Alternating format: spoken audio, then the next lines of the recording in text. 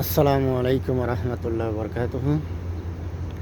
আজকে আমি বাংলাদেশের সকল নাগরিকের উদ্দেশ্যে বলছি, যারা আপনারা মোবাইলকে ব্যবহার করেন, টিভিতে দেখেন, ল্যাপটপ, যে কোনো মিডিয়ার মাধ্যমে আপনারা মিডিয়াকে ব্যবহার করেন, আপনাদের নিকট অনুরোধ, আপনারা এই বিষয়টা দেখবেন। ইসলাম ধর্ম কী বলেছে পরকীয়ার বিষয়।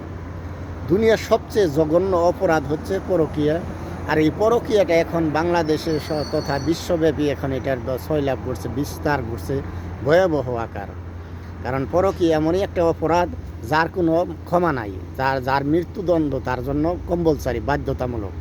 কিন্তু দুনিয়ার জমিনে তার অপরাধের শাস্তি উঠে গেছে বিদায় তারা মনে করে এটা আর কোনো পাপের মনে করে না। কারণ এই পাপটা করে দুনিয়া থেকে বিদায় নিলে সে কিন্তু তার ঠিকানা তারা জাহান্নাম।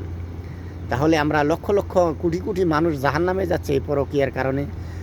এই জন্য মাননীয় প্রধানমন্ত্রী শেখ হাসিনার নিকট আমার দাবি যে পরকীয়া বাংলাদেশের যে জেনা ব্যভিচারে লিপ্ত হয়, নারী পুরুষ পরকীয়া করে, এদের শাস্তি মৃত্যুদণ্ড করার জন্য, এদের জন্য আইন পাশ করেন মৃত্যুদণ্ড। এদের শাস্তি যে কোরআন এবং সুন্নাহর আলোকে, এদের কোরআন এবং সুন্নাহর আলোকে এদের শাস্তি মৃত্যুদণ্ড।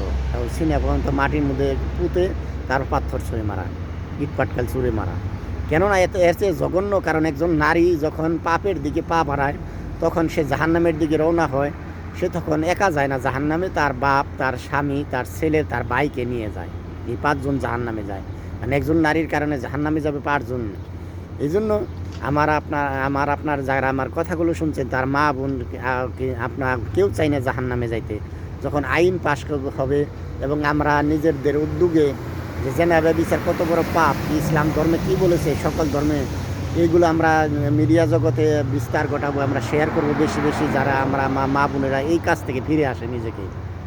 কারণ পাপ করলে শয়তান খুশি, এই শয়তানকে খুশি করার জন্য নিজেকে জাহান্নামে, কারণ পাপ কাজে, সকল পাপ কাজে মানুষ, কারণ এই নারী এখন এই তালা নষ্ট তালার মতো হয়ে গেছে যে কেউ খুলতে পারে। কিন্তু আমরা চাই যে নিজের বাড়ির তালা ভালো থাক, কেউ না খুলতে পারে, অন্যের বাড়ির তালা খারাপ থাক, সবাই আমরা খুলতে পারি।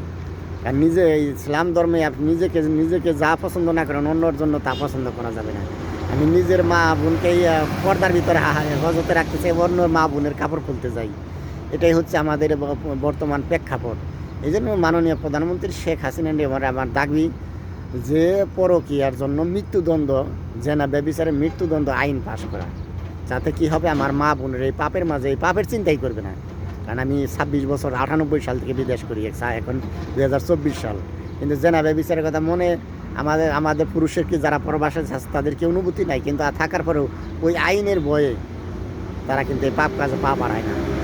তাহলে বাংলাদেশে যদি আমরা লক্ষ লক্ষ মানুষকে এই জেনা ব্যভিচার থেকে, পরকীয়া থেকে, এই সকল প্রকার অপরাধ থেকে বাঁচাতে পারি এই আইন দ্বারা, এবং আমাদের সকল মুসলমানের কাছে আমার দাবি যে আমাদের যে দায়িত্ব কর্তব্য হচ্ছে শিক্ষা প্রতিষ্ঠানের মাধ্যমে, স্কুল কলেজ ইউনিভার্সিটির মাধ্যমে, মাদ্রাসার মাধ্যমে, আমরা মিডিয়ার মাধ্যমে মানুষের কাছে পৌঁছে দেই যে হারাম উপার্জন, জেনা ব্যভিচার পাপ সম্বন্ধে, তার কি ইহকাল পরকাল সম্বন্ধে, জান্নাত জাহান্নাম সম্বন্ধে আপনারা সকলে এইসব বিষয়ে তুলে ধরবেন, শেয়ার করবেন, যাতে একাধিক মানুষের কাছে পৌঁছে যায়।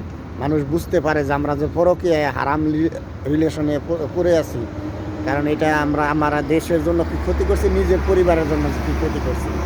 কারণ এটা সে একজন নিজে ক্ষতিগ্রস্তের মাঝে করছে না, কারণ একটা মেয়ের কারণে বাপ জান্নাতে যাবে, আর মেয়ের কারণে বাপ জাহান্নামে যাবে। তাহলে আমাদের মেয়েরা যেন আমাদের জাহান্নামের কারণ না হয়। এই জন্যই আমরা সকলেই এই বিষয়ে চিন্তা করি যে আমাদের মা বোনের ভালোবাসা শুরু হয় একজন নারীর স্বামীকে দিয়ে বিয়ের পর। কিন্তু ভালোবাসা বিয়ের আগে 10 জনের সাথে ভালোবাসা করলো, কারণ বিয়ে কার সাথে লেখায় সেও কেউ জানে না, কার সাথে তার বিয়ে হবে। যেমনই এই জেনা ব্যভিচার, এই সকল প্রকার অপরাধ এই মূর্খতার কারণে এবং শাস্তি না থাকার, আইন না থাকার কারণে বাড়ছে। এই জন্য মাননীয় প্রধানমন্ত্রী শেখ হাসিনার নিকট আমার বারবার দাবি করি যে আপনি জেনা ব্যভিচারের জন্য শাস্তির ব্যবস্থা করেন, যারা দুর্নীতি করে টাকা পাচার করে তাকে শাস্তির ব্যবস্থা করেন। কেননা যে শাস্তির ভয়ে যেন অপরাধ না করে, নিজে জাহান্নামের আগুন থেকে বাঁচে, দেশকে ধ্বংসের হাত থেকে বাঁচায়।